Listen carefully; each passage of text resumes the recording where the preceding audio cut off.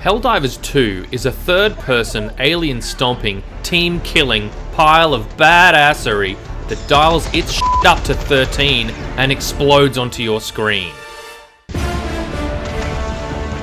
Get some! Get some!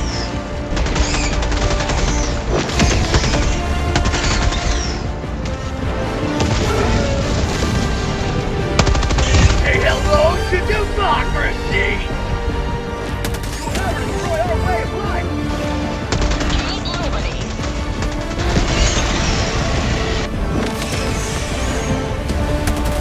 Helldivers 2 is set in a universe that is heavily inspired by Starship Troopers.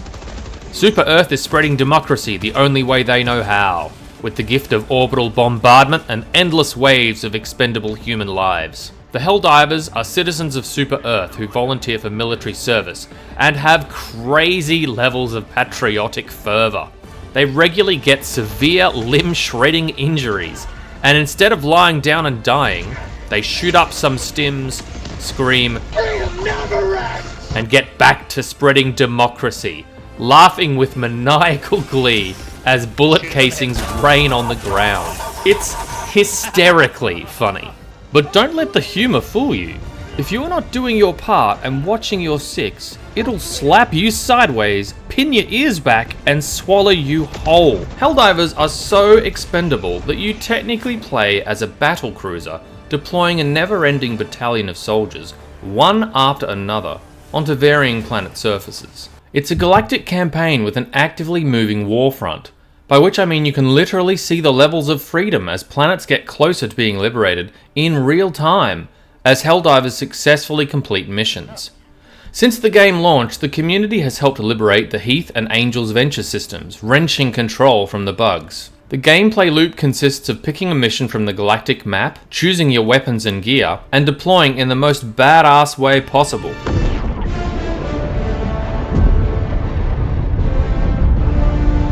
Once you make it to the ground, you use the map to scan for objectives, head off to complete them while killing as many enemies as you can, and as few teammates as is necessary. The firepower at your disposal is truly biblical. Oh man, that's gonna be tasty. Oh shit! What was that? Holy fuck! As you gain experience, you unlock stratagems, essentially battlecruiser artillery cooldowns, or weapon drops that even the odds between you and the enemies of liberty. In order to call these strikes from low orbit, you need to punch in a Mortal Kombat style code, unique to that ability. Down, right, down, left, up, right. Then throw the scout grenade to the mob or ally that you want removed from existence. Then be anywhere else, quickly.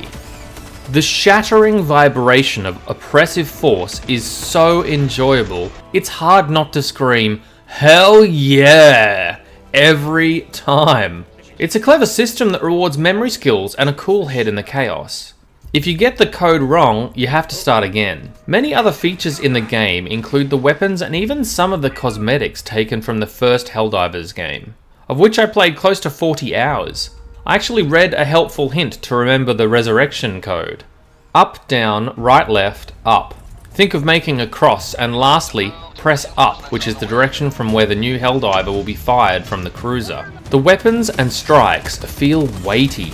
I don't think I've played a shooter this visceral since Ready or Not, and this is a big step up compared to that due to the bombastic nature of the enemy and the sheer size of the carnage. The two enemy factions currently are the Terminids and the Automatons, and they offer a different play experience. The bugs are mostly close-quarter claw attacks, with the occasional acid spitter.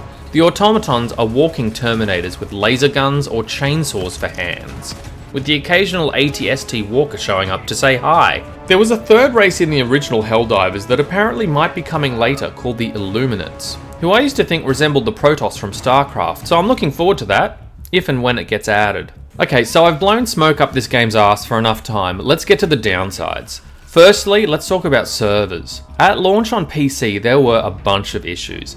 The main problem was connecting to servers. It seems Arrowhead didn't foresee this being as popular as it has been, and they've had to vastly increase their server power in order to cope. It meant that for a good few days there, and sometimes even still, there are some people that just cannot get into the game, completely locked out, because it's an online only experience. This game cannot be played offline at all. Add to that the inconsistent joining of friends' matches, and the still non-functional quick match feature, and the occasional crash to desktop mid-mission, the reliability of playing with others has been about as chaotic as the actual gameplay itself. Second contentious issue is the microtransactions. It's a live service game, so of course it's got to be stuffed with microtransactions. I agree that they are pretty filthy these days, but I think the studio has done okay with this. I'm certainly not condoning it, but it is a PvE game, so I think arguments of pay to win don't really stack up here. You're not shooting at other players. Well, not intentionally. The point is, there are 2 battle passes available. One that comes free with the game, similar to what you get in Deep Rock Galactic, and then a paid battle pass that you can pay for or earn in-game. You're free to ignore it entirely, and it doesn't impair your ability to lay the smackdown. There are different weapons available, but from what I've seen so far, they don't offer any distinct advantage over the stuff you can get from the game without going back for your wallet. I also want to talk about solo play. I've played this game solo, as I did in the first Helldivers, when friends aren't around or I can't connect to a co-op match. All missions I've come across so far can be played solo, but you are at a distinct advantage not being able to cover near as much ground as you can with mates watching your back. The field of view is limited by design, compared with the top-down view of the original Helldivers. It adds immensely to the sense of immersion, but you're less able to deal with sudden attacks. It's certainly not impossible to complete solo missions. If I can do it, anyone can. But you'll likely have to lower the difficulty, and it sucks a lot of what makes this game great out of it. I want to talk briefly about sound design. Really no complaints in this regard. The bugs sound great, the automatons have a cool synth Terminator style voice as they charge you with laser blasts flying through the air. The sound is overwhelmingly excellent. Some of the cooldowns or the nuclear explosions have this delayed whoosh of air that you can feel in the bass well after the actual boom has gone off. The music is good too, particularly the main theme, which blasts as you get shot down onto the planet at mission start. It jacks you up like pure adrenaline to the heart. The final thought I wanted to talk about is longevity and gameplay repetition. The truth is the missions will get repetitive. It's the curse of these kind of games. Deep Rock Galactic's missions are also repetitive, but the modifiers and the different biomes, the random events,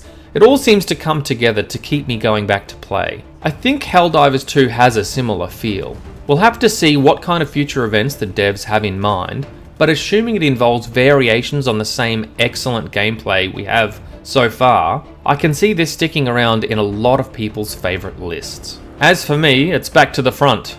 I'm doing my part.